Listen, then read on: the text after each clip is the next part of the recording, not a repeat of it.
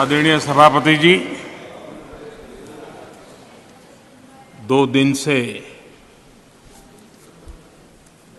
अत्यंत महत्वपूर्ण इस विधेयक पर विस्तार से चर्चा हो रही है। करीब 132 माननीय सदस्यों ने दोनों सदन में मिलाकर के बहुत ही सार्थक चर्चा की है और भविष्य में भी इस चर्चा का एक एक शब्द आने वाली हमारी यात्रा में हम सबको काम आने वाला है और इसलिए हर बात का अपना एक महत्व है, मूल्य है। मैं सभी माननीय सांसदों ने अपनी बात के प्रारंभ में तो पहले ही कहा है कि हम इसका समर्थन करते हैं और इसके लिए मैं सबका हृदय से अभिनंदन करता हूं, हृदय से आभार व्यक्त करता हूं। ये जो स्पिरिट पैदा हुआ है,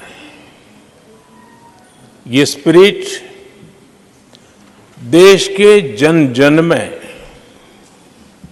एक नया आत्मविश्वास पैदा करेगा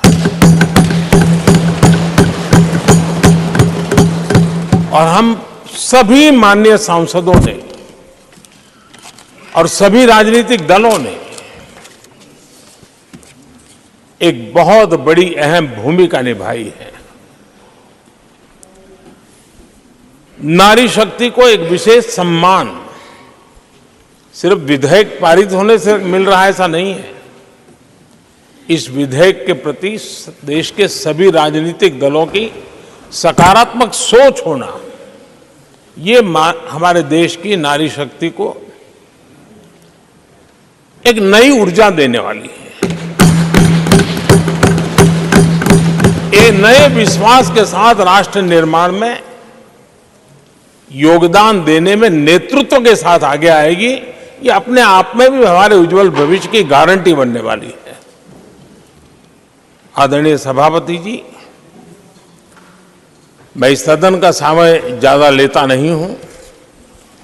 मैं सिर्फ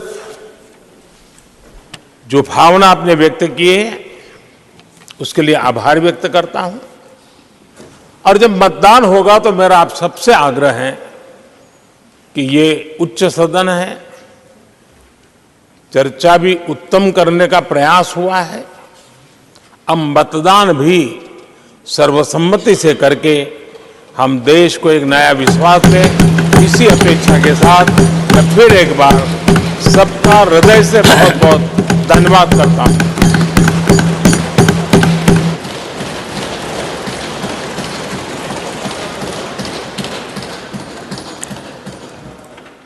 I shall now put the motion regarding consideration of the bill to vote. The question is that the bill further to amend the Constitution of India as passed by Lok Sabha be taken into consideration. Those in favor will please say aye. Aye. Those against will please say no. I think ayes have it.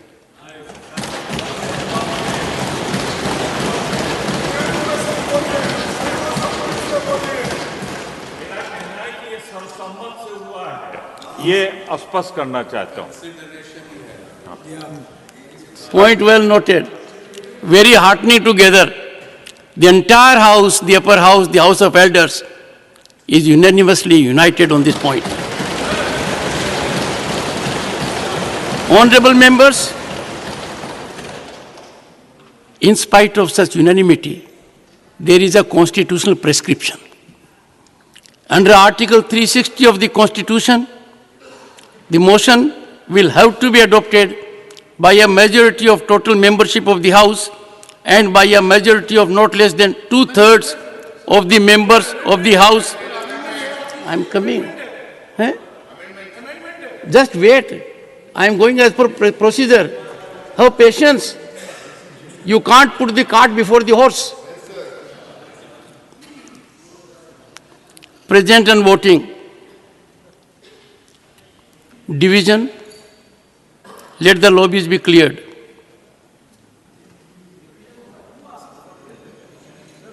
Secretary General will now explain the voting procedure.